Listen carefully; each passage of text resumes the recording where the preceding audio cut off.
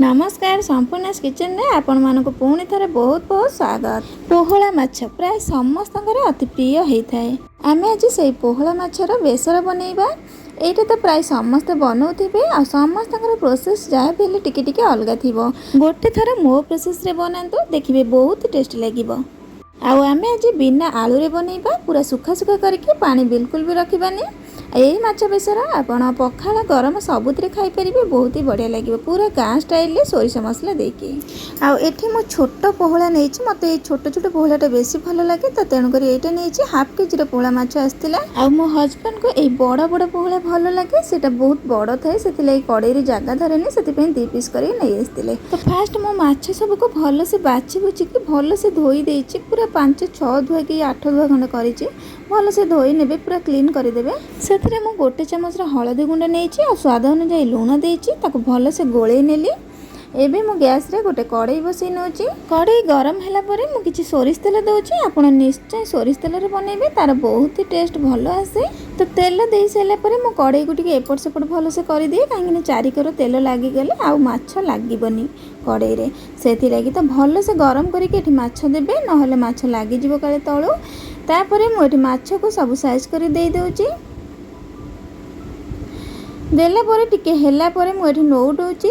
एठी मोर माछ टिके टिके लागी जाइतिला बोली माछ को माछ लागी गले टिके कोन नोटे बारे टिके असुविधा हुए तो छड़ा छड़ा करके जदि आपण पकेबे ताले सुविधा रे नोटी जिवो। तो मु एठी पूरा सब जांक नोटे देली भलो से ताकू आउ थरे एपट साइड हेला परे पुणी आरपट साइड को आमे नोटी दबा एपट सेपट करके आमे भल से आकु तेल रे भाजी नबा। मते माछटा टिके कंचा भजा हेले भल लागे ना तेणु करी मु तेल रे बहुत कड़ा करी भाजे। देखिबे आपण माने कड़ा करी भाजिबे बहुत ही बढ़िया लागिबे से माछ भजा खाइबा तरकारी रे भी खाइबा। आ मो रेसिपी आपण मानक जदि भल लागुथाय ताहले लाइक शेयर आ कमेंट करिवे।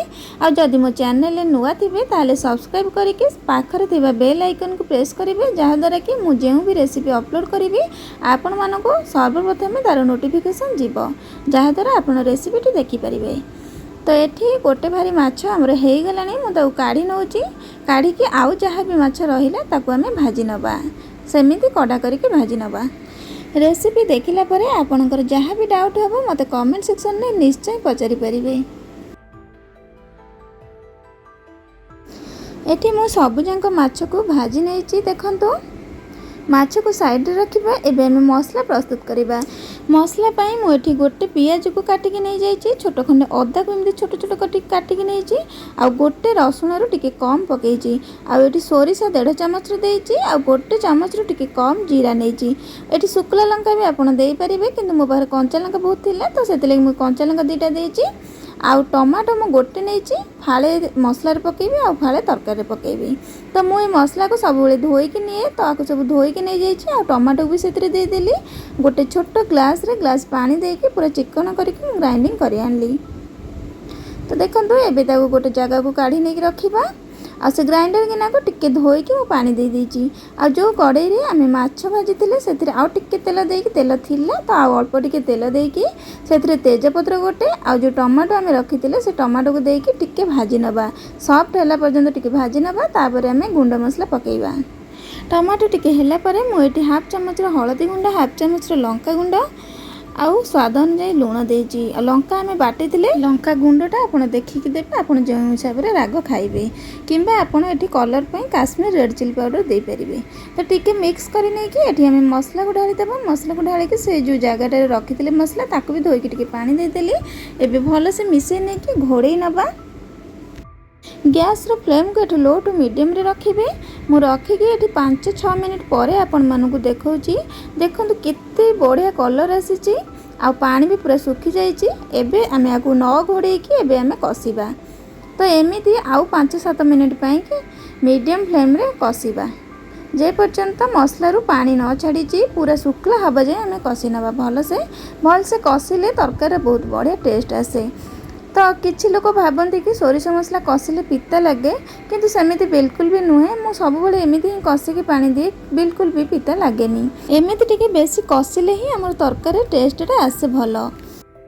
देखो मसला आमर बढ़िया से कषि हो गलानी, पूरा सुखिला हो गलानी। एबे से मु पानी दे देछि, छोट ग्लास रे 2 ग्लास पानी देछि। तो मुझे आलू पकईनी कि पानी भी मुझे बेसी रखिबिनी, पूरा सुखा सुखा करी से मुझे पानी देछि। तो पानी को आम फुटवा छाड़ा। देखो ये पानी आमर फुटीगलानी। तो एबे टिके गोले नबा। पोहला बेसर रे मुख्य जिनस हूँ आंबुल, टिके खट्टा लगे ही ये झालटा, ये पोहला माछर झालटा बहुत बढ़िया लगे। तो मुझे आंबुल खट्टा अनुजाई देखिकी देवे। आपण आंबुल जब बेसी खट्टा थी खंडे देवे। तो मुझे गोटे छोट खंडे आ बड़ खंडे देकी मिसे नहीं माछ सबको देदेबा।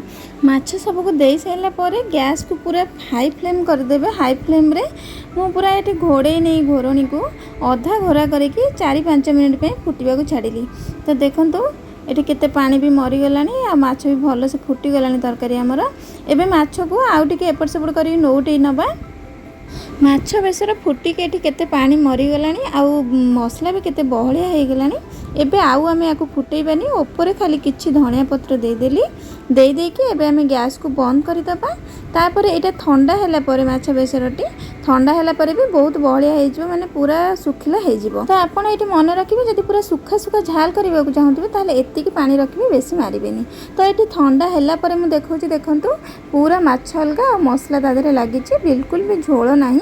एतिकी ही बहुत बढ़िया लगिवो खाइबा पे, पखाळ सहित हो किंबा गरम सहित हो। तो आपण माने भी निश्चिंत थरे एमिति गाँ स्टाइल रे आ मो प्रोसेस रे छोट पोहला हो किंबा बड़ पोहला हो तार बेसर एमिति बनांतु, देखिबे बहुत ही टेस्टी लगिवो।